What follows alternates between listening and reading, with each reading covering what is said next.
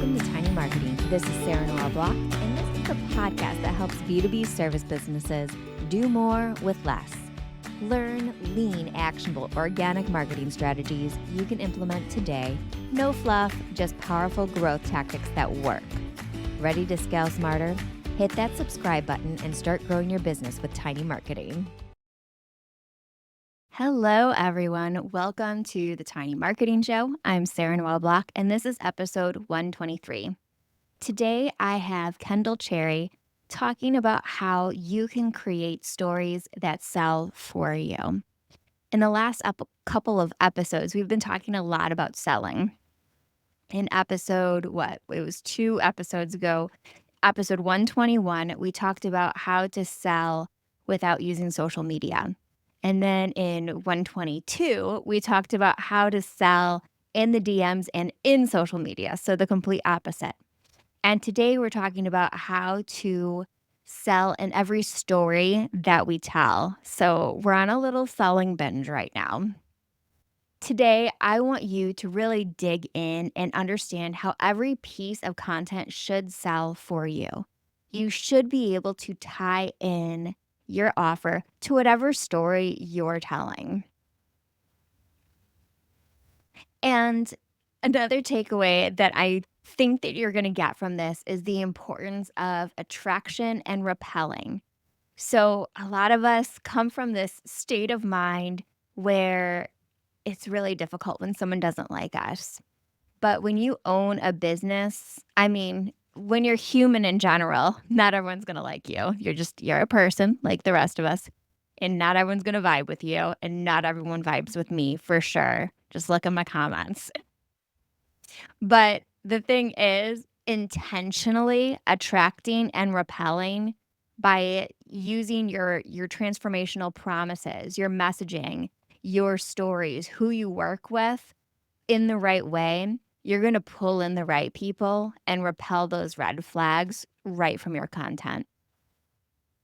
And then last, I really want you to understand how a well-designed sales ecosystem eliminates the needs for sales calls. So by the end of this episode, you're going to understand how to sell without having to hop on a call beforehand. So I hope you enjoyed. And if you did, once you're done with this episode, it's a long one, by the way. Kendall and I really vibed. Tell me in the comments. Wherever you're listening or watching this, there are comments there. So let me know what you learned from this. All right, enjoy. Hey, so I am Kendall Cherry. I am the founder and executive ghostwriter here at the Candid Collective, and we're on a mission to create a world that's more candid and kind. So most of my clients and just people on the internet, they're always asking me like, what does a ghostwriter do? And I think the marketing world is changing a lot. The more, we see things transform with AI, but to me, ghostwriting is kind of this sweet spot of writing copy, writing content. But to me, in kind of the modern world, ghostwriting is really about sales skills and how to write content that closes B2B sales, especially if you're somewhere like LinkedIn. And so that is kind of my special sauce when it comes to the writing, where it's kind of this fun, it's subliminal. It's like, is she selling? Is she not? But you would never know this. But I have this personal rule where I'm like, every post has to be selling, even if it doesn't sound like I'm selling. Me too. It's so rare. Yes, I Yes, figured. but it is so rare that I meet people who agree with that. Why would you write anything that doesn't at least nod to your offer? Let's go. Let's go there. Let's go there. I think, I don't know. I have so many hot takes on this, but I think Let's hear all of your hot takes. let's hear all of them. I just hear, man, you're coming swinging right out the gate, the Kendall Cherry way.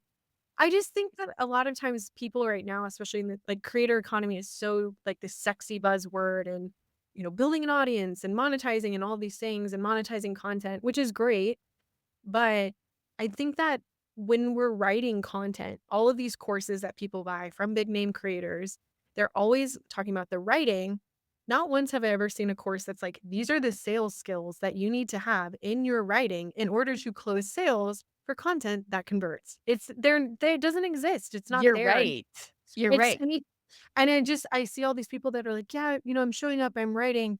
And I swear this is like a real example because I get like really fiery on LinkedIn because I know the implications if you're not selling, your business can't stay in business. And that's just the cold hard truth. And I just remember looking in December, I was scrolling and someone was like on LinkedIn, they posted a selfie with a car seat with a bunch of Cheerios in their back seat. And they were like, this is what these Cheerios taught me about B2B sales. And I'm like, oh, what are we doing here? What are we doing here? And so it's there's so many things to unpack, but I think I don't know, it's like digital marketers a lot of times, we're so focused on the content, but like marketing is really and truly like it's a signal, but sales is the message. That's the wording that goes out. And I think so many people are afraid to sell or there's much to unpack there, but that's my first hot take is I don't know, are creator courses teaching you how to sell or are they teaching you how to write?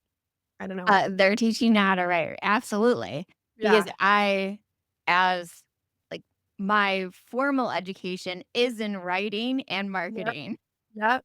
and I've only ever learned how to write, and it just came through being a marketer and owning actually, scratch that, because I was in marketing for, like, 10 or maybe 15 years before I started my business.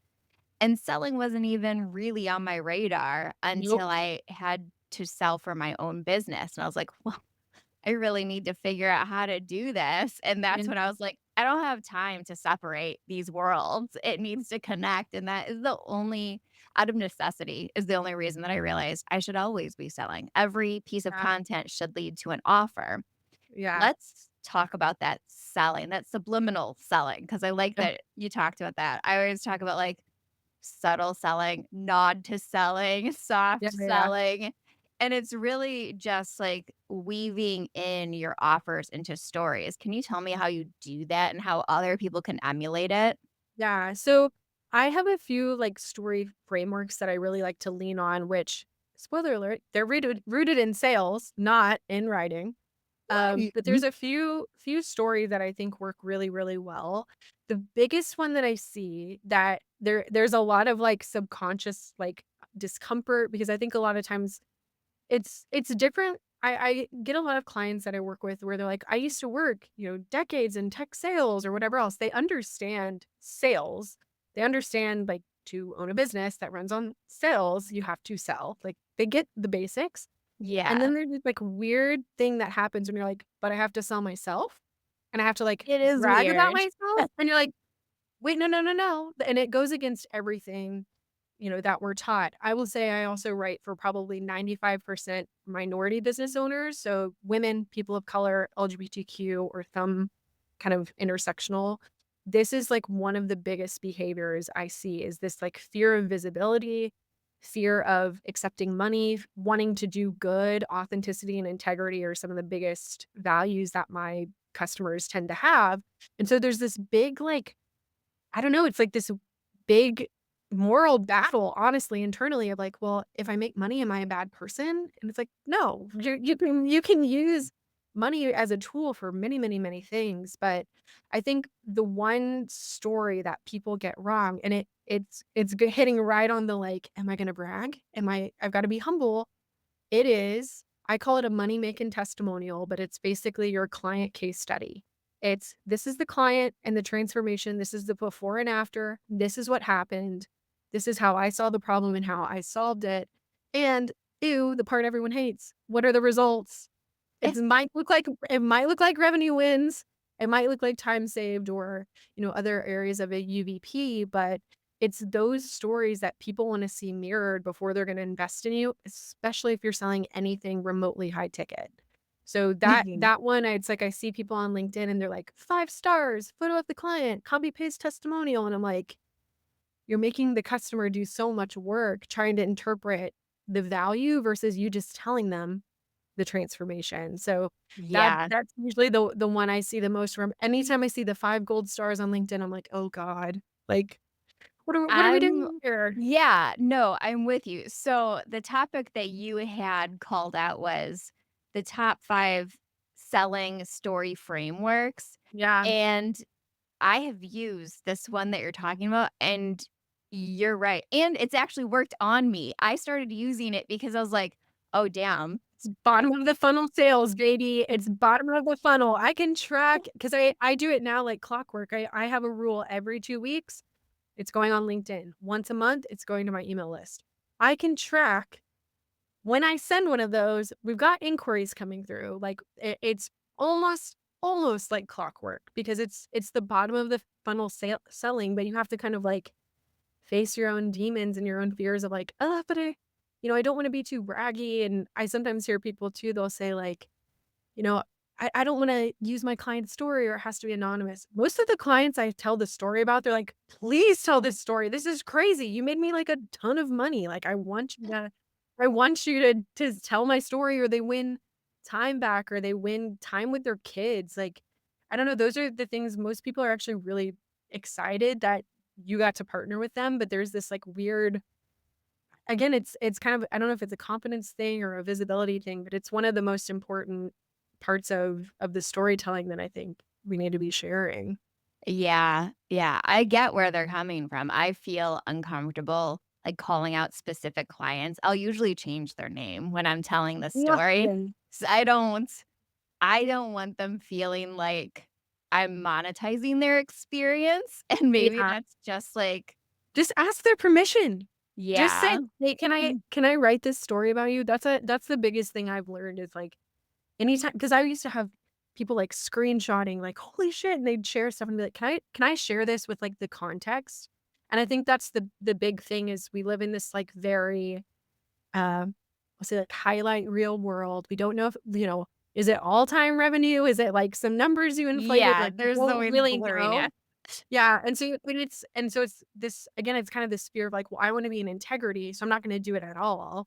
And like, Mhm. that's not the answer. So I always say like, ask for permission. If you really feel uncomfortable, like send it to your client to approve before it goes out and then add it to your library. It's to me, it's worth the investment to like have it written, have it approved by someone if that's something that makes you uncomfortable. But the visibility is so much more important because it's not just about like how much money you could make, but if you do deeply transformational work, which we all do, like those are other clients that you could be helping Yeah. if you can, if you're comfortable with getting the story out there. The money is just like the extra on top.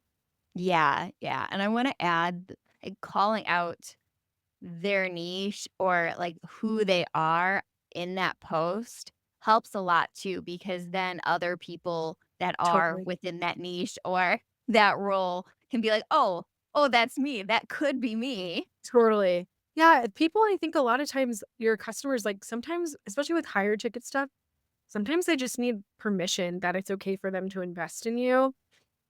Even if it's like number of years in business, whatever levels of nuance you can include, background, you know, this is why the before picture is so important, not just the after, but like really Mhm. painting a picture so it's universal enough.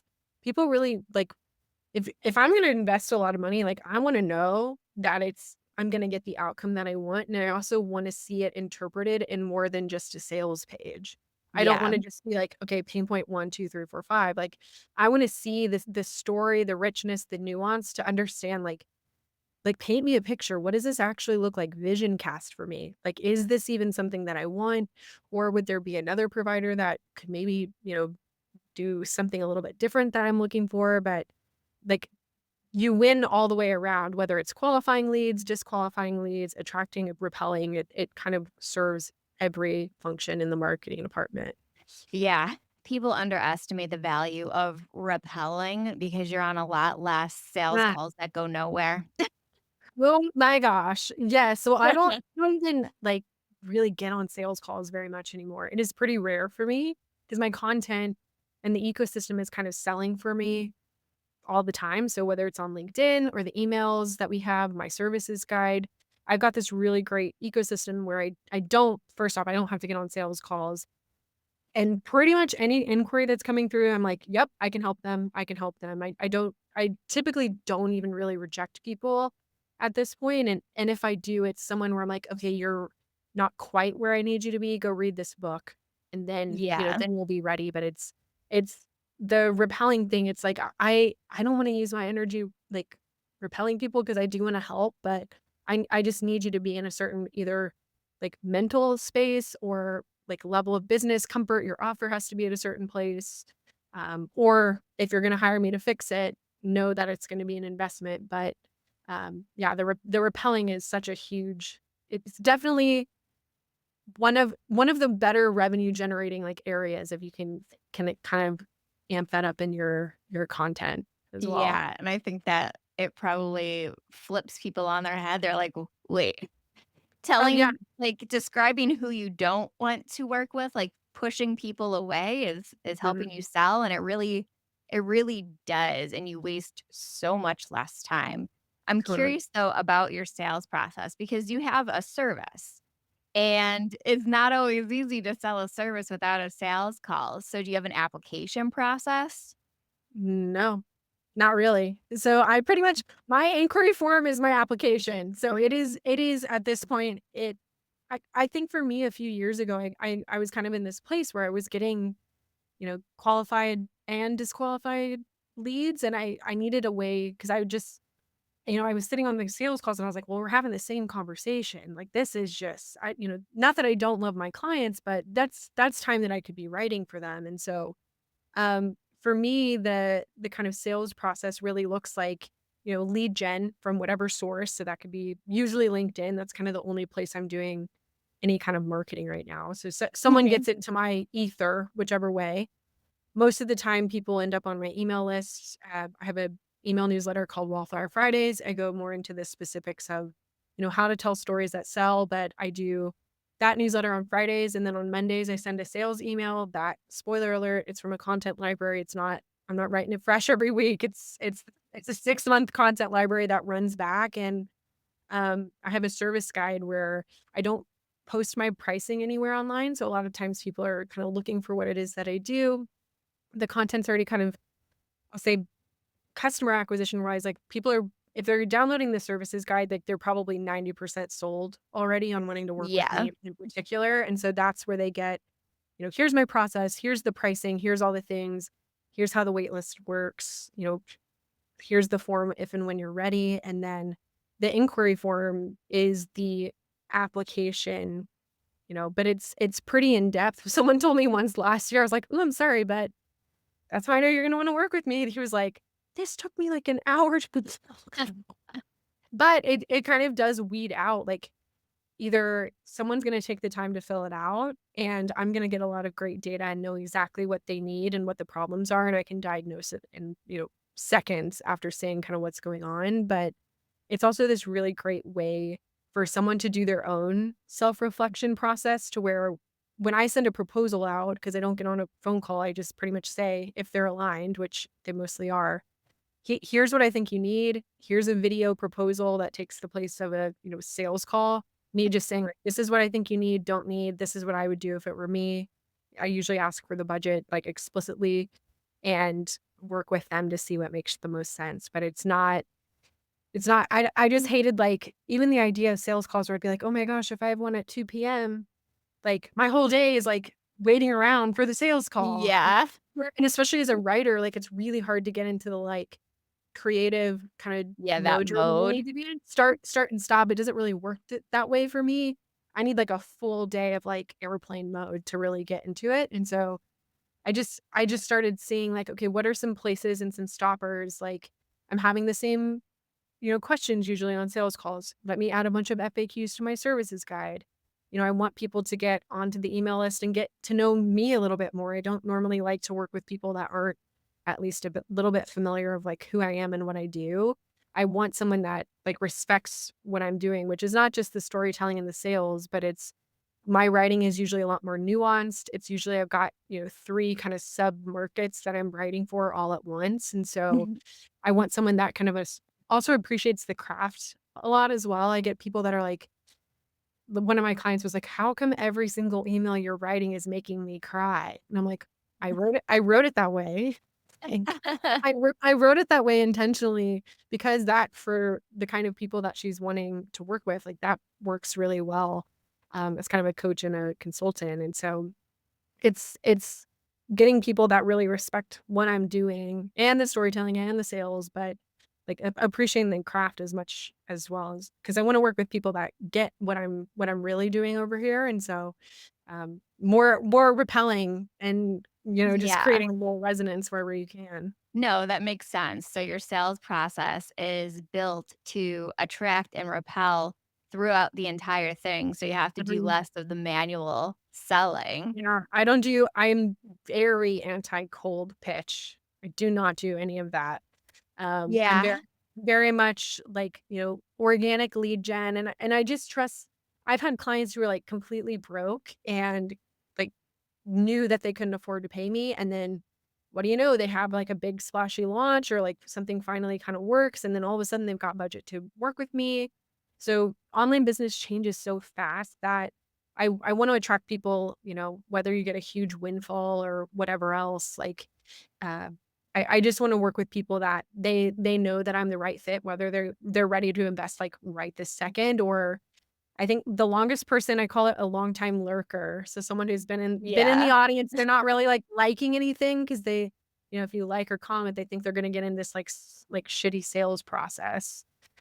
So they're very they lurk, but they don't let me know that they're around until it's time. But my longest long-time lurker was, like, they were in my audience for 9 years, which Legit. That is long. legit long. Like, let's flash back to where I was 9 years ago. I was in college. I was an intern. Like, A I did wee not have a business. baby. I was a little baby. Didn't even know I was, like, a social media manager before it was, like, cool. And it was someone that they just followed my LinkedIn story. They'd seen, like, the good, bad, and the truly atrocious of really shit like, selling. But Uh-huh. when it came time for them to need what I was doing, um, yeah, she reached out, like, she'd seen it all. I mean, you pretty much poor baby Kindle I didn't know anything about sales. I didn't go to That's the school for anything sales related, like, I didn't learn until probably a couple years ago, really, how it works. So she really saw me and the and she loved transformation, you. and she loved me, and then when she knew she needed a ghostwriter, she was like, "I'm working with you, I'm paying in full, like, let's do this thing," and I was like, I could have I'm sorry, I could have never predicted something like that would happen, and that's the thing with sales is, like, if you're open enough and, like, open for business enough, that's kind of what I always envision is, like, every morning I just hang on open for business side mentally, and I kind of just see what happens, and my funnest client stories, like, the weird synchronicities, like, they always happen when I'm more open and I'm out of the spreadsheet trying to, like, reverse Yeah. engineer everything. Yeah, yeah. I love that, and I've seen that myself too. And the longer that they're lurking, the more excited they are to work with you My because, god, it's the like, best. yeah, they're secretly friends with you. It's like podcasts Oh, that you listen to where you're it's like, "I so feel like I know fun. you." Oh my god, yeah, I have another long-time lurker. It's actually the girl I think the best, like, little messaging quips, like, I'm a good writer, but, like, I don't come up with them. It's like, this girl actually, she in her inquiry form, it said, like, "Long-time lurker, first-time caller," and I was like, "I'm stealing that. That's really good." But we had a discovery call for this project she needed help with, and if you didn't know, my brand marker is a sunflower, and you'll see them all over the place. My LinkedIn profile is me, like, I saw it on your jumping with freaking hair in the air and, flowers everywhere. That was a poem. But, so on our project kickoff call, she, like, wore her flowers, and I was like, "Allison, did you wear those for me?" And she was like, "Yeah, I couldn't buy you flowers, so I figured I'd wear them." And I was That's cute. like, "So sweet, And it like, has that's a to make real you feel so person." seen.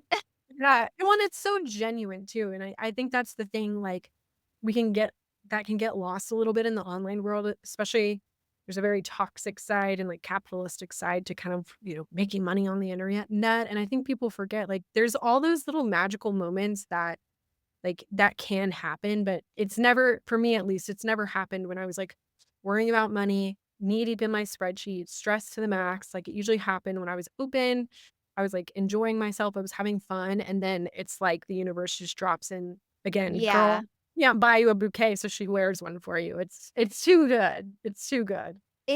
I wanna touch on that for a bit because your mental state has a huge impact on how you sell. At least that's my experience when Oh, I'm relaxed. And I'm like, "It's all gonna be fine. It Yeah. is all It always fine." works out. It always works. Yes, May not feel like it in the middle, like, in the middle. I have been through the darkness, but same.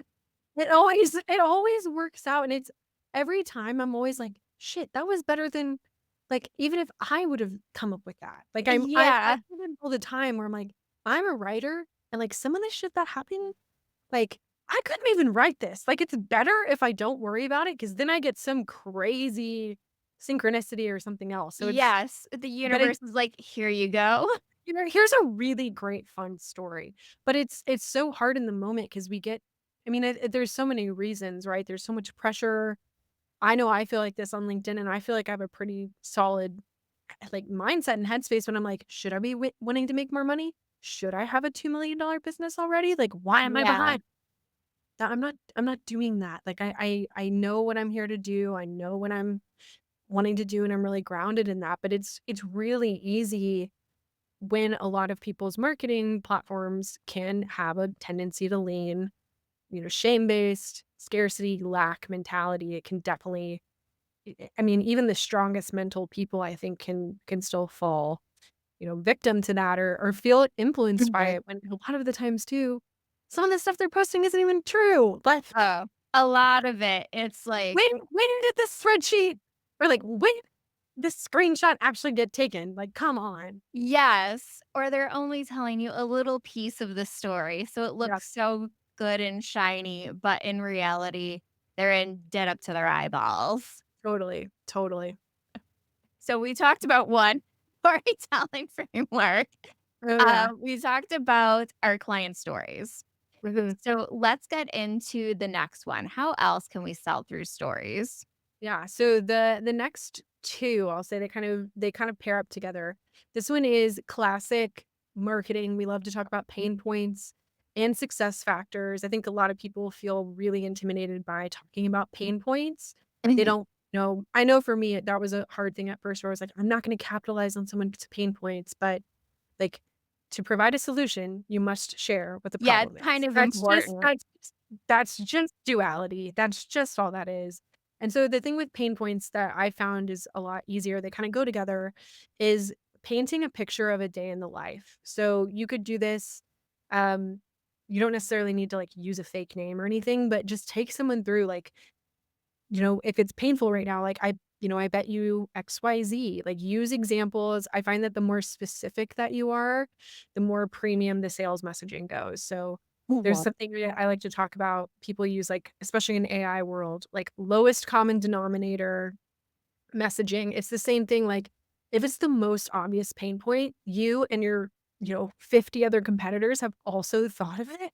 So Yeah. don't use like so use more specific examples, and even if it feels like you're maybe siloing people out, this is more of a like a writing technique, but the more specific you are, the more universal the story becomes. So even if it feels like you're kind of pigeonholing something, I find that people can tune into the meaning of what you're saying and apply it to your own life versus you use this big I just picture, like, the ocean of, the most obvious example, like, you should hire a writer so you don't have to write it, and it's like, "Okay, but there's, like, other ways you could say that."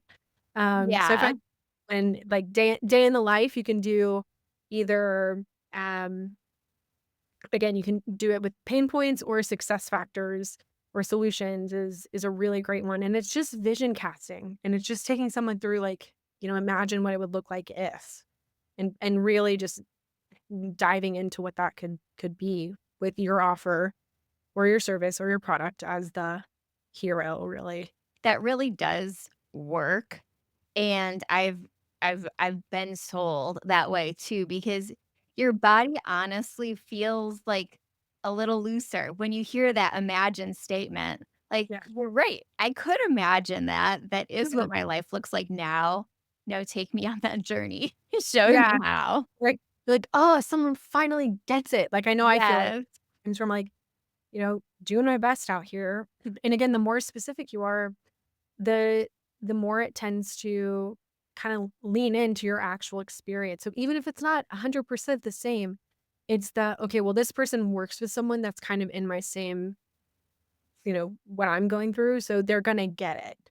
And I think that that's so important for any kind of providing a service is really making sure that the person you're gonna invest in gets what you're about, or at least close to around what you're about, I think. Yeah. Yeah, and, like, a common pain point that lots of people are going through is they just don't have enough time. It's always, like, Everyone around always time. like, yeah. Yeah. What does the time mean? Tell me what the time Yes. means. That's Exactly. the thing I always think about is like, okay, time, yes, time is important, but also the time represents something. Like Yes. time is also money. Like that's another thing is time is money.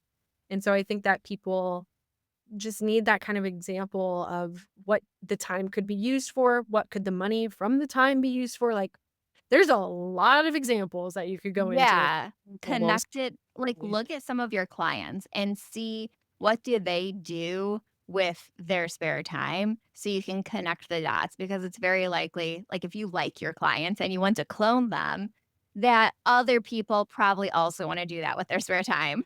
Exactly. Yeah, that's something I think people don't do enough of either is like they think about like, "Oh, I got to create original content." I'm like, "No, no.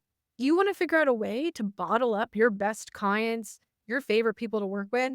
That's really the role of content, especially if you kind of like me, like I'm purely evergreen. Like I have a huge content library I've built over the years and that I lean on to help support the sales, but all of that, you're like, "Oh, post to support that kind of person I want, bottle it up, bottle it up, bottle it up, Mhm. repurpose it." So then you're not having to write content fresh all the time. It's the hardest part of your job is lead gen and connecting with new people and, like, letting the machine run. It's not, "Let me manually sell and generate all these leads, and I have to write my content fresh every week." It's like, something's gotta give, like Connect all of them. connect to all of them. I'm over here like, I'm a writer and that's too much writing for me. Like, I Yeah. don't wanna do that. Like, it's just working smarter, not harder, I think. Yeah, it really is. Your sales, your marketing can connect, and so can your lead gen. All of that can be Mhm, connected into one thing mhm. that A machine. yeah. I just picture me as like, I stand back cross-armed and I'm just watching the machine run and I'm like doing a little tweaks here and here, but I'm like, evergreen baby, long game. Like, we're here, we're here. Yeah. Yeah, yeah, I completely get that. I always refer to my lean marketing engine because once you get that foundation, you get that machine running, it's just working for you. All you have to I do is, like, stick with your routine. Yeah. Stay consistent. It doesn't have to be this hot, like, I know it feels hot and sexy to have the, like, big highs, but then you also probably have the big lows. I'm not a big fan of that. My nervous system doesn't like it. So Like I'm launch style. oh, hell no. Like it's too risky. It's also just from a business perspective. It's too risky. I'm sorry. I don't want to have to close like 80% of my sales in one launch. And if it fails, Mm-mm. but no, like Yeah. I have a small team. This is, like, the money I use to pay myself. I just am not comfortable with that. So, yeah, No, me neither. evergreen all day, every day. I like to do tiny launches because I like the style of them, Yeah, but I'll do tiny launches, like, once a month. I'm gonna yeah. promote this thing. Oh, yeah. So, yeah, for me, I'm just and it's probably the nature of what I offer as well, which is, like, retainer content for, 6-month contract, maybe a project, like, I don't know, and I get so booked in advance anyway, or I'll get, like, a random inquiry where I'm like, "Well, that was, a larger scope where, like, I couldn't have predicted that." So I find launching has been hard just from a, like, scoping and capacity perspective where I'm like, I don't know." Yeah. I always end up getting booked out a couple months in advance. I'm like, Well, "Can I?" yeah, if you have 6-month-long retainers, you Yeah. probably don't have to do a ton of selling. You probably have Nope, way more it's inquiries than you actually need. yes, yes. No, I ended up hiring a writer to help me this year. I'm also writing a book in the background that I'll launch later this year. So I've had to kind of do some, hiring support and that kind of thing. But yeah, it just with the longer contracts and kind of the one-off projects and everything, it doesn't need a bunch of fuel to make the sales engine run at this point. But I've been at it. I've tested a few things over the years too. Yeah, yeah. In my first, like, 3 years, I was only doing retainers, and I barely had to sell. It was so easy. Yeah, I think I mean, there's something about, like, retainers and also, I'll say referral-based businesses that Mhm. it sounds sexy, like, "Oh, yeah, my business runs on referrals," and I'm like, I don't love that. I feel like and this was just kind of my story. I felt like I kinda came into this business in, like, 2020, 2021, and so everyone was all my peers were like, "Yeah, I'm booked out, I'm on referrals," and I'm like, "I don't know what's going on with me," but that just wasn't the case for me, so I was having to learn really how to sell, and Yeah. I just don't love referral-based businesses because you don't have any control over your client roster. Yes. Like and the other thing is like, okay, let's say Sarah's my client, well, Sarah told Veronica that I'm X amount per month. So now Veronica thinks that that's Yes. the amount they're going to get. And I'm like, no, no, I want to raise my prices. Like, I want to raise my Yeah. prices. I want to work less hours. Like, so you end up getting trapped. And that was the thing I started seeing with my revenue is where I was like, I'm hitting this ceiling and it's partially because of these referrals that are coming through or if a referral client, drops off or I'm waiting on the referral gods to like send me another referral and I haven't learned how to sell, like I'm screwed. I have no sales lever. And so I didn't love that. And so I've kind of I try to caution some of my clients come to me and they're like, I was a referral based business and then things stopped working. And I'm like, yeah, that's, like, the nature of what ends up happening, like, you have to get the sales part turned on, basically. Yes. Every single member of the Tiny Marketing Club, that that that Yeah, they it's were and, like, running on referrals and it stopped.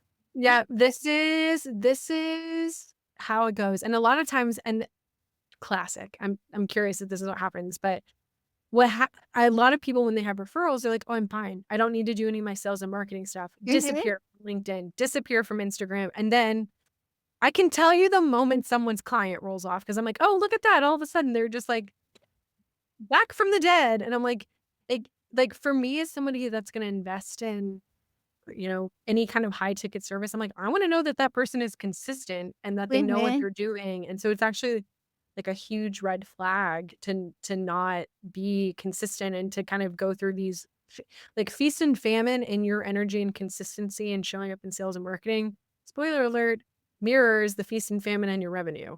That's Yeah. that's I've, like, tie a bow on that one, that's just how it works, and so that's why I kind of didn't wanna have any of that, I don't know, behavior in the business anymore because it was hurting the sales too much, it was feeling out of my own control, which I don't like that feeling. Yeah, I think we might be the same person. I'm Yeah, I just like I was like, tell me if this sounds like you." it sounds like me, I'll tell you that much. It's uncomfortable relying on other people, and I'm the same way. I'm always talking about how if I see that you're inconsistent in your marketing, I believe that you'll probably be inconsistent in how you work with me. It makes me Totally. trust you less. Totally, totally.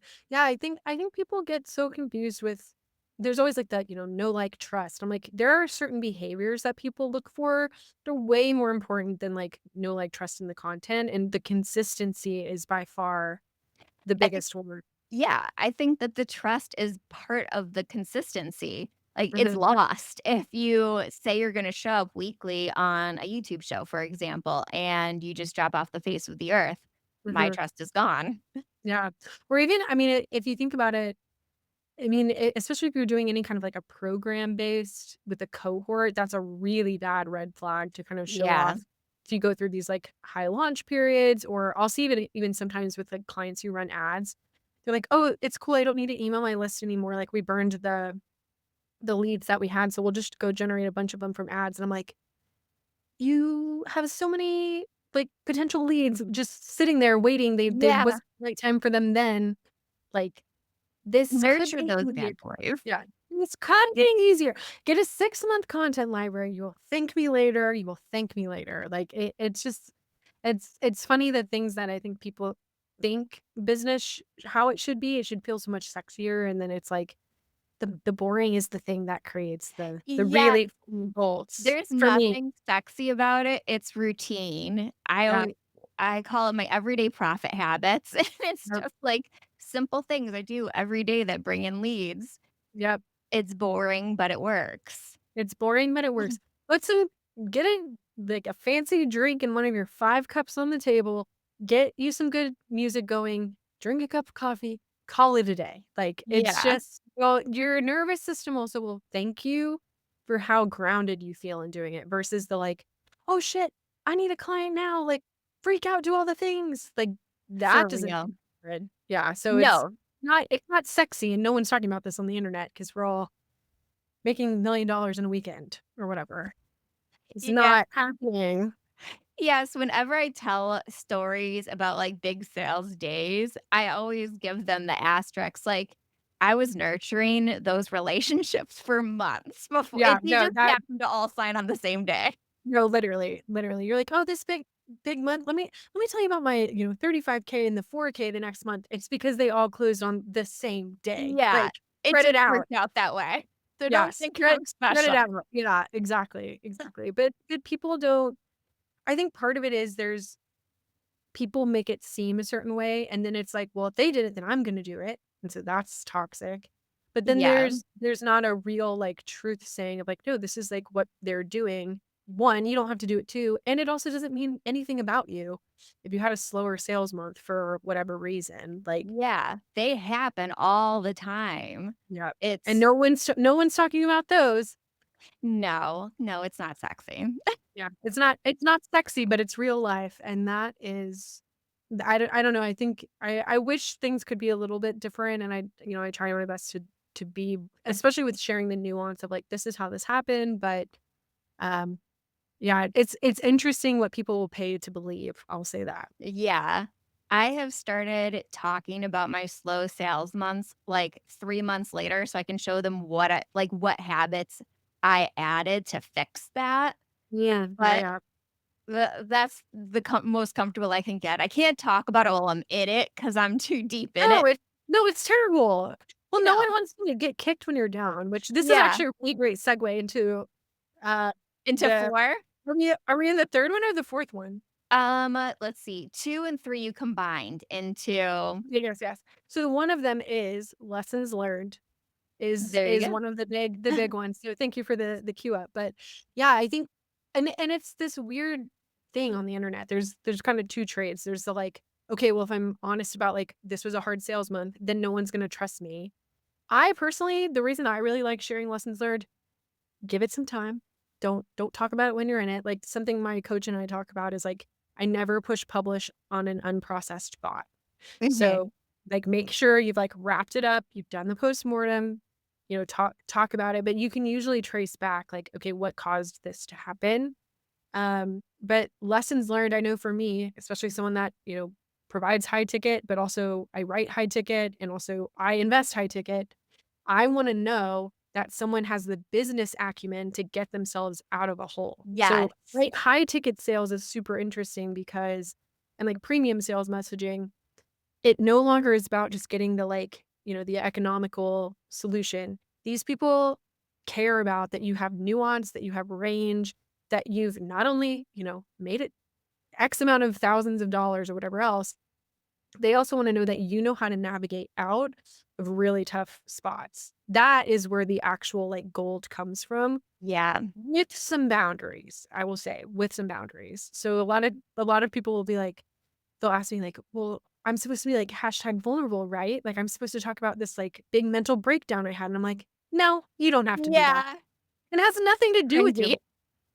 yeah, it has nothing to do with your business." That's my first thing. Like I'll say like for this podcast, like I just went through a very profound, like biggest grief cycle of my entire life. Did I write about it anywhere? Hell no. Like I maybe alluded to it. I will probably not talk about what happened in any like form of content because I have a boundary of like these are the topics that are off limits that also have nothing to do with business anyway. Yeah. So those are just like things like family, kids, revenue to a certain extent, like, there are certain things you don't have to talk about in the name of being hashtag vulnerable. Like and again, I just think about the freaking Cheerios in the back of the car, like And you're cringing all over like, again. what are we doing? Or even just, like, sharing selfies and, a selfie of you crying, and I'm like, Oh, yuck. Don't like that I at hate all. that, I'm like, "Please stop performing." for this? Like, Yes. this is It really weird." And it also shows you that you don't actually know anything about business. Like, it just does so many things. or vulnerability, because nobody, when they're actually feeling that way, is gonna think to take a picture of themselves. It doesn't come off No. as authentic God. at all. You don't wanna see me when I've been crying, okay? It's not No. cute. It's not cute, it's not cute for an algorithm, it's not good. But it's this thing where I think people just, like it's you wanna be vulnerable, and there is I think people mistake authenticity and vulnerability so much. Like, if Yeah. I'm not vulnerable, if I don't tell you all my scars or whatever, and I'm like, I don't really wanna monetize from my scars, because then that means I'm gonna call in more scars. Like, I don't really want Yeah. it's kind of bad juju, you know? I don't really Yeah, I I'm don't out there doing the either. work, so I don't want my marketing strategy to be, "Let's talk about, like, the shit I should be talking to a therapist about," you know? That's Yeah. just I've no, got no. her for that. I've got here for that, I have a coach for that, like, I have all the people resourced, not for this purpose. But again, it's this thing of I think we with the vulnerability piece and everything else, it's like I wanna share, what I learned or whatever else, but you have to remember from a business perspective, I think it is smart to talk about harder seasons just Mhm. because, again, that shows business acumen, which is I know for me, if I'm gonna hire a coach or I'm gonna hire a marketing person, I'm like, "You better know what to do if the plane starts falling." And Yeah, there's I wanna know that you know how to fix it, and I wanna know that you know how to fix it in your own business. Like, 'cause otherwise, anyone can say that they know what they're doing. That's half of LinkedIn. But, absolutely. Absolutely. like, no, show me that you know how to get yourself out of it or, like, how to generate revenue when you need it, or prove to me that this works even if there's a slow cycle or whatever else. The last 2 Mm. coaches I've had, I went with them because they went through periods that I went through periods, and I Mhm. was like, "Oh, they got themselves out. I want them." Totally. Yeah, I've been working with my coach for almost 4 years in May, 3.5 years, I guess, at this point, and it's for her, like, a lot of our journeys, like, mirror a lot, where she's kind of, usually a step ahead of me, but because I do the inner work, she does the inner work, but a lot of the, like, strength and the mental performance for sure has come from her teaching me, about, it doesn't mean anything about you if your revenue is slow, and all of these lessons that I think people kind of discount that is an important part of business, like the mental performance, the ability to stay on track, like, Mhm. good god, everyone getting distracted by all of this stuff that is not generating revenue, but it's like the illusion that it could, versus Yeah. just like, do the simple thing. Do do the tiny things that, your what did you say? The tiny Oh, everyday habits, everyday everyday profit. habits. Yeah, everyday habit, like, that was the hardest thing for me because I used to be a high-low girl. I used to be like, "Let's ride the roller coaster. This is so fun, high octane risk and stress." And now I'm like, "That actually was the worst, like, the worst period of my life." But I think working with, like, coaches or service providers that also, like, their business model and like, how they're making money, like, what are the values behind how they're doing this? That's like a sub-story type, but like, definitely having an understanding of, like, well, how are they making money? Like, how does this actually work? I think really is helpful because you can definitely work with people who are like pro launch, pro ads, pro all these things, or you can kinda connect yourself with people that sell in a way that feels better for you and for your nervous system. And Yeah. there's a lot of us around that have the same values, but, we're maybe not the loudest people on the internet because we're doing our little things. Yeah. Finding a coach that, like, you guys click on that sales level, Yeah. I think that matters so much. Yeah. Because then you can figure out where it's going wrong for you. Like, Totally. I've tried I this, I know it's gonna work, but something Yeah, needs to be tweaked. yeah. My coaches specifically, so I know it may not seem like it. I'm very introverted writer, but I'm very introverted, and her whole approach was like she's for introverts, empaths, and highly sensitive people. And so after working with her, I was like, "Oh my god, this is why I hate going to the grocery store. Oh my god, like, I didn't It's know I like was it a all makes highly sense sensitive now. person." Yeah, but it was, like, all of the energy management stuff that she was kind of teaching me that, like, I think some people in my family still think I'm an extrovert, which is not true.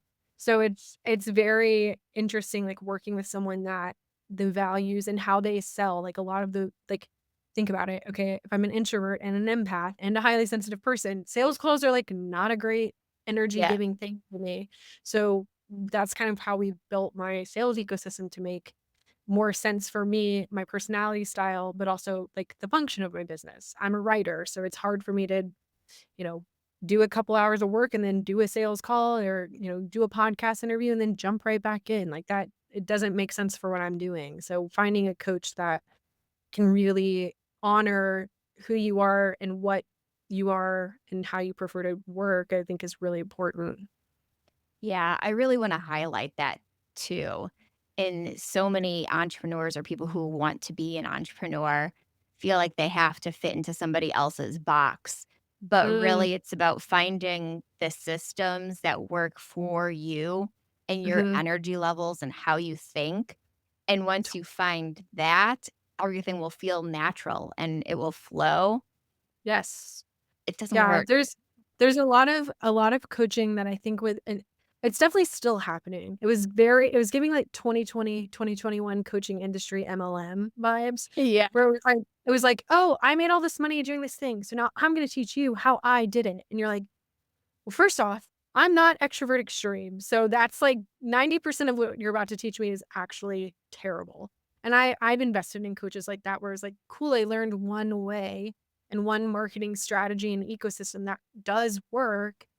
But for someone like a me, like, I don't wanna send 20 DMs, and I don't wanna have a spreadsheet of, like, every lead ever that I'm connected with. Like, that the minutia of that is just totally draining. So it's understanding, and I think there's definitely something about individual coaching, bespoke styles where it really incorporates who you are, even just the nature of your business, what you're trying to do. Like Oh, I'm not trying to be the next version of your business. I'm kind of just trying to build my own thing and I need support with the mental stuff, the spiritual stuff, the emotional, all of the like interpersonal client setting boundaries, like all of this stuff, the other things that, the day to day, like I'll say like personal operations to yeah. get it moving at, I have good business sense, but I need someone to hold me accountable to like, no, this is what we're building. Like we don't need to go build, an email newsletter with 50,000 subscribers and like a shitty digital product at the back end. Like that's not my thing. Yeah, yeah, and you see somebody else who's doing it super successfully, and you're like, "Hmm, Ugh. maybe me too," Maybe me too in our own way. and then you Yes. get distracted. Yes. Oh my gosh, the lack of focus and distraction is another thing too, because it's so challenging because you wanna be and have the same results as other people, but again, the nuance, they may not be telling you the whole story. They may not, have had the same starting place that you did. Like, Yeah, there's that's there's so a there's big just too thing. much that's not confirmed, truly confirmed. Yeah, yeah. I constantly talk about how much I hate when someone has a very specific framework and you have to go through each one of their steps, and they're like, "Well, if it's not working for you, then you try harder." Where it's like, Oh, no, this isn't for me. It's not gonna work for my personality. I need something that fits me and the way I work. yeah, I just think totally. hard, concrete ways, processes of moving people through, like, to get the same accomplishment as you got, it doesn't work. It needs to be custom for the Yeah. person. Totally. Totally agree. Retweet that one for sure. Yeah. Boop, that was my retweet button. Yeah. Love. Let's get to 5. What Okay. is the 5th The fifth storytelling? one, the fifth one, other than the money-making testimonials and like the client case studies, arguably the most important, the one that people never talk about is your origin story. So everyone, I think, especially in your business evolution, I know this was true for me. We tend to discount the things that we've learned over the years. So for a really long time, I didn't talk about how, yes, I have a ghostwriting business. I also flash forward to me, like my first job out of college, I had a very, like, fluke of a first job. I was in the C-suite of a Fortune 100 company ghostwriting for a senior executive. I was 21. Like, couldn't make it up. I got all the experience in the world at, like, the highest place you could possibly be ghostwriting at from a corporate Yeah, perspective. you lucked But out. I, like, really, truly fluke of a first job. They should never have given me that. I was, like, barely drinking age. But that was a huge part of my story and kind of how looking back, I'm like, "Oh, well, I was already kinda doing this." And I was doing this at a different level where, I did have the kind of corporate cushion where I could experiment more and I got to see a whole lot, especially because we were doing a lot of internal communication. So I kinda got to see, like, crash course, how does this work at a really young age? The other thing most people don't know that I talk about sometimes, but definitely not as much is while working full time, I had a corporate job. I got a master's in PR, specifically in internal and executive communications, which is spoiler alert, ghostwriting. Yeah, exactly what That, you're doing. that's what that is. Yeah, PR for an executive. That's what that is. But I didn't think because I just thought like, okay, well, once you're an entrepreneur, you only earn your stripes from what you do in this one business concept, and that's it. Not realizing like my origin story, that's so important. Like when I started talking about that, people were like, man, that makes me feel like 20 times better hiring you because you've at least seen more stuff. Or like you've studied this, you've taken the reps in and you've done all of this. My coach, she has a really great juicy origin story because it's the thing you can't replicate. No Yeah. no one else is gonna have the story that you have, and that's the magic. That's one of the best ways to key into why you do the things that you do. But, like, my coach, ambitious introvert, empath, highly sensitive person, she'll say, like, the reason she's so good at her job is she was an air traffic controller for, like, 10 years.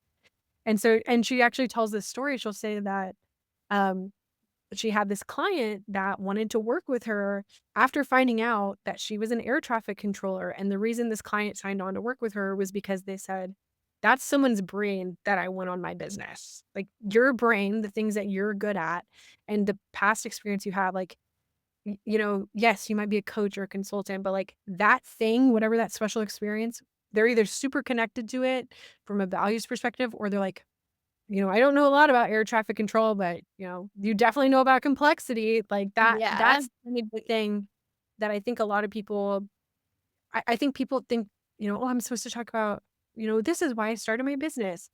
It's usually because you left a corporate job or you got laid off during the pandemic. Like, We know your story sorry. because it's all of our story. Yeah, I know, and for a while, like, I when I first started, I was like, "Oh, yeah, I, like, got tired of my corporate job." That was my origin story that I used a lot, and then I would just kept scrolling, and I was like, "Shit, they have the same one." They have the same I was like, "Okay, this is not gonna work, like, we're gonna have to find something else." But that's the thing is, like, no one could possibly have my origin story, and the combination, there's so many different backstories to things as well in different ways, not just from the business owner's perspective either, or why the business got started. It's also a really great way to talk about your offers and the origin Mhm. story of your offer. Like, why did you create this? Well, you probably saw a gap in the market. Why was this so important? What were you noticing in your clients that, they were struggling with that no one else seemed to, get solved? Why did you do it in this way? Tell me why you created it in this way, certain benefits, certain specs.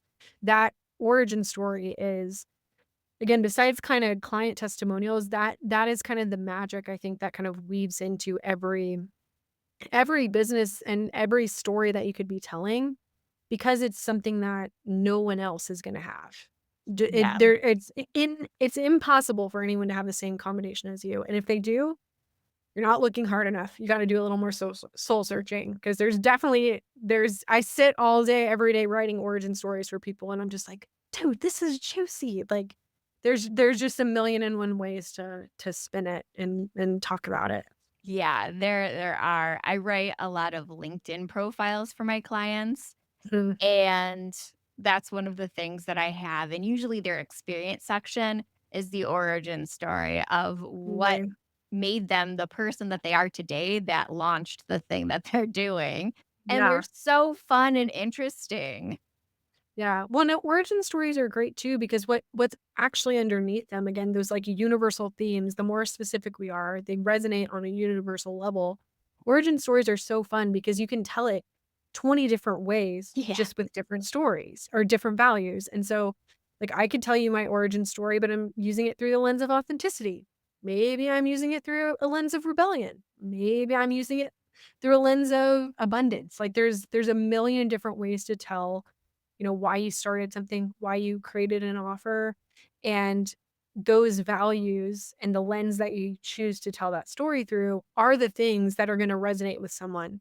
And again, it's that specificity of someone being like, man, like that was really interesting to me, or that really, I think we all kind of have seasonal themes or things that we're kind of into. And I think that is what really attracts people into our ether, whether they're ready to invest, today, right this second, or, they need 9 years, you know, to to finally convert. We don't really ever know, but that's I think something, and it's also it's a practice in honoring your own story and honoring where you came from, and that can be a like kind of an uncomfortable thing, owning not just your wins like you would share in a client case study, but owning like, I may not have enjoyed my time in corporate and, maybe I had some rebellion and, you know, angst as to why I left, but also like that shaped a lot of what I learned and a lot of what I didn't want to bring with me into building a business. So there's almost like this healing process that can happen. Again, a little bit more internally. It doesn't mean you have to go,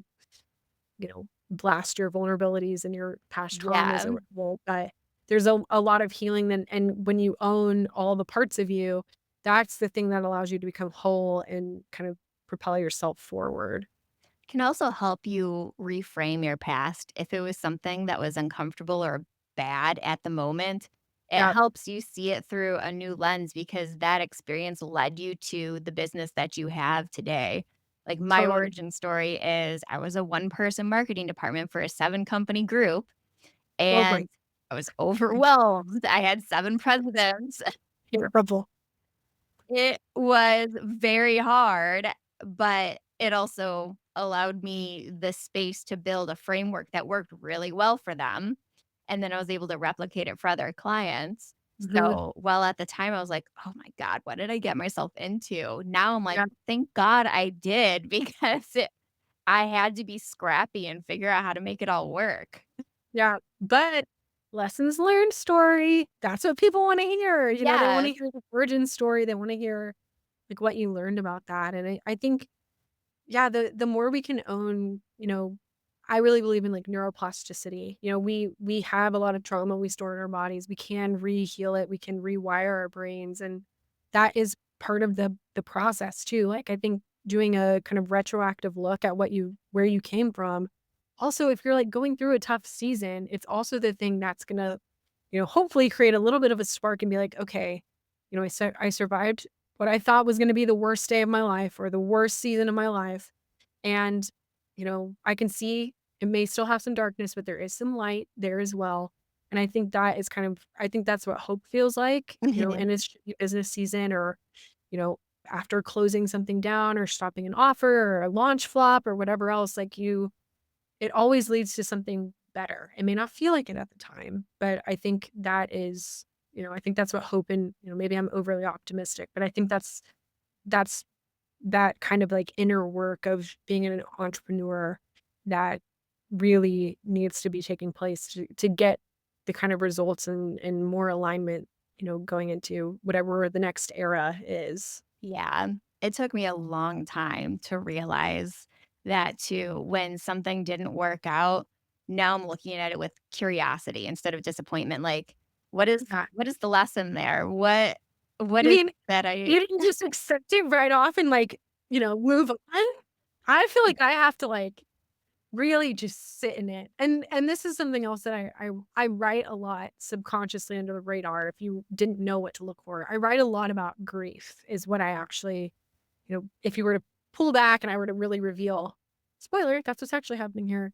I write a lot about grief and I write a lot about joy and abundance, and I think, like, most entrepreneurs, who wants to feel grief? Who wants to feel depressed? Who wants to feel sad? Like, Yeah. it's a really crappy feeling, and it can feel like you can't get yourself out of it. But grief is also, this is like my storyteller, memoirist side coming out, but grief is also a death and a rebirth cycle. So when you can grieve, the past, that is also the thing. Take with it what you would like into the next birth or rebirth. That is the case for anything. It could be an Mhm. offer, it could be a business concept, it could be a career change, it could be a relationship, like, that is grief, is, like, death and rebirth, and so I think that work, it's not fun to sit with, and you can't AI prompt your way out of it, like, you have to actually Yeah. sit with feelings, but, uh, I think that's an important part of the storytelling process as well, and kind of what adds richness to what you're sharing. Makes me think of tarot when you pull the death Oh my god. card. Oh my god. No, for me, it's anytime I pull the tower, I'm like, I don't want it, I don't want it. So many people think that the death card is bad, but really it's like the beginning of a new chapter. It's a rebirth. Truly, truly. Yeah, and it's tough to hold though. I mean, who wants to feel like, something failed or like something, can't continue. It's hard to sit with, but it's, death and rebirth, it's no different than, okay, it's, time to clear out some spring cleaning. You're gonna go through, get rid of the clutter in your house that you don't want anymore, and you're gonna donate some of it. Well, that creates space for something new. And it feels So good once it's over. feels good once it's over, Yeah, once it's over, you have to move through it Yeah, you could first. be I will say, one of my quirks is I'm not the best at actually dropping this stuff off at Goodwill, so I'll, like, Sitting in your s trunk. sit in my trunk for a little bit. It's fine, but it's at least out of the apartment, so you can't really feel it, but, yeah, I think it's allowing yourself to kind of grow and evolve and, like, we can't, I hope, stay the same level all the time. We have to allow ourselves to kinda clear out what isn't serving us and create space for whatever is new. That could be clients, that could be certain offers, that could be pricing, that could be and anything. Like nothing is off the Mhm. table. And if there's one thing I've learned, it's like expect the unexpected. Yeah. You Evolution is inevitable. yeah, So if you grow don't get grow used or to it. grow or die, and dying is Yes. not an option. So buckle up, baby. I don't know what to tell you. Yeah, get real comfortable with change if you're in Yeah. If business. you're an entrepreneur, yeah, seriously. Every week something different. But that is part of, I think there's a certain type of person that is resilient enough to do this for a living, and it doesn't mean it's not tough, but, it's you being resilient and strong and able to navigate the highs and the lows, and that's what people, whether it's clients, whether it's customers, whether it's you looking for someone to work with, like, that those are kind of, for me, the big indicators that come with the job description, Yeah. whether you're not. I have definitely become a stronger person because of it. Because when I started, it was very uncomfortable. Yeah. Yeah, it's a tough job for sure, like, it's still one of the harder things I've ever had to do in my life, but wouldn't change it for a day. Wouldn't change it. There's Mm-mm. some seasons where I'm like, "That was scrappy," but, I did not enjoy that. yeah, that was not my funnest time, but we're still living to tell the tale, and there's value in that, so, live to die another day. That's what I tell myself all the time. Yeah. Yeah, it's probably like the innate optimism that lives in all of us that keeps us going, like, "It's bad right now, but tomorrow will be better." Right, it's that visionary entrepreneur. It's really helpful sometimes. Yeah. Funny. So, can you tell the audience how they can work with you and find you online? Yeah. So as far as working with me, I ghostwrite mostly content in the storytelling format. So most clients work with me either on a LinkedIn content retainer or email newsletters or both. So I definitely have a certain kind of style. I'm definitely more kind of direct, quippy. I kind of write like I talk. And so most of my clients tend to be like very yeah, a certain type of humor style, but it's really fun. But so LinkedIn or email newsletters, or if you ever have like a one-off project in the sales department, I tend to write a lot of email welcome series for email newsletters, especially if you're trying to figure out how to tell it in a way that's storytelling and selling. That is another big thing that I write for clients, or some sales pages or service pages for websites a lot of times as well. But definitely more in the content, you know, name of the game, and working with my clients to build a content library. So Mhm. filling in the gaps, especially of like what is the content that's out here that we still need to have in your 6-month library is really what I try to get my clients to. And then as far as where to see me online, I'm on LinkedIn, uh, pretty active over there. And then I write a newsletter called Wallflower Fridays. Similar vibe to kind of, I mean, just how I speak basically, but I always try to tell some story from my life, or I pull inspiration from like books that I'm reading, movies that I'm watching. Last week, this is like so embarrassing, but last week I sent one about Disney Descendants, which has been my like hyperfixation, which is actually a banger of a storytelling, and so I kinda went into, like, why it works. But if you want to read Wallflower Fridays, you can sign up for that at wallflowerfridays.com. Very nice, and now I have to go check that out. I have The 2 kids. How Descendants. have I not heard of it? Yeah. Oh my god, it is. I will really and truly go off. It was supposed to be a joke, like, my YouTube algorithm, like, was really showing me this stuff, and then I was watching it, and I was like, "Oh my god, they're, like, talking about." I'm healing from, like, narcissistic abuse right now, and so, Mhm. like, "Oh my god, the first movie is, like, all about healing from narcissists. What the fuck?" And then the Breaking second one, news. it was like it knew, and then I'm, like, looking at this, and I'm like, "Oh my god, this is, like, very woke art. What is happening?" And now I'm like, it's so embarrassing. This is, like, I would normally tell my email list not, not people on a podcast, but, like, I'm reading, there's, like, prequel books. I'm reading the children's prequel books for these Disney movies, but the music is great. It's directed by Kenny Ortega, who did High School Musical. Um, I don't know, it's really fun, and it's been, like, a really joyful experience, and it's the backstory of the villains and the era of Disney's villains, so it's the kids of the villains, the descendants, but Fun. I it's actually super it's I'm super kinda into fun. that. It's super fun, it's super nostalgic, like, the values and the themes, like, if you wanna talk about universal themes, like, I'm literally sitting here watching this, and I'm crying, and I'm like, "Oh my god, they're healing from narcissistic parents, like, holy sh."